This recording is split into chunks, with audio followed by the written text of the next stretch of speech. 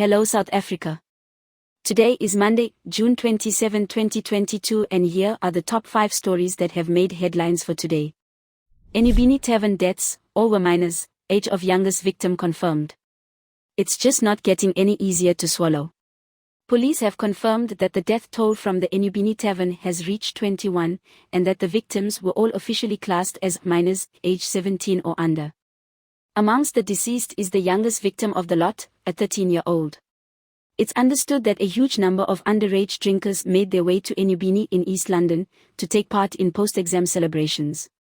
Why these children thought this would be an appropriate location is beyond us all. The raw expulsion of grief is being felt heavily in this part of East London. A venue that could only cater for a few hundred was overrun by thousands of revelers. An establishment that is adults only allowed teenagers to flood in by the dozen. East London tavern deaths, Ramaphosa expects the law to take ITS course. President Cyril Ramaphosa has become the latest to add his voice, in response to the deaths of at least 20 youngsters who were found dead inside a tavern in East London.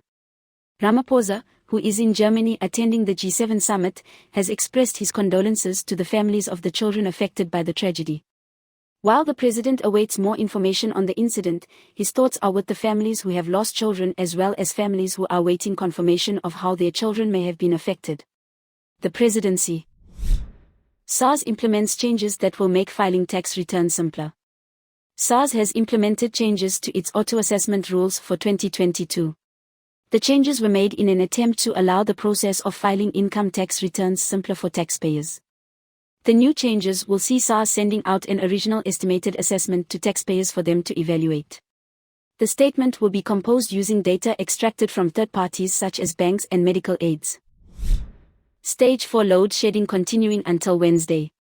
Eskom has announced it will continue with Stage 4 load shedding at least until Wednesday, due to protest action at some of its power stations.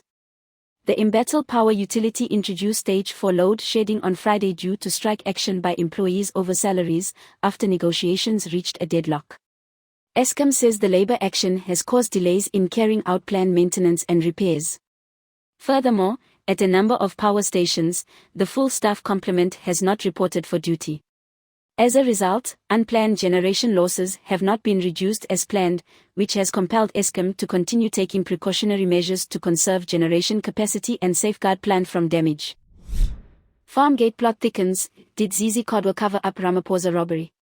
Zizi Kodwa has become the latest high-profile ANC member to get dragged into the Farmgate controversy, after Namibian officials allegedly accused him of keeping quiet about the robbery at President Ramaphosa's Fela property in 2020. Burglars discovered a large concealment of US dollars at the property, worth up to $4 million. There was then an attempt to spend the money quickly, so it couldn't be traced back. However, one suspect ended up getting caught by police over the border. Please subscribe for more news updates. This is Leah for the South African.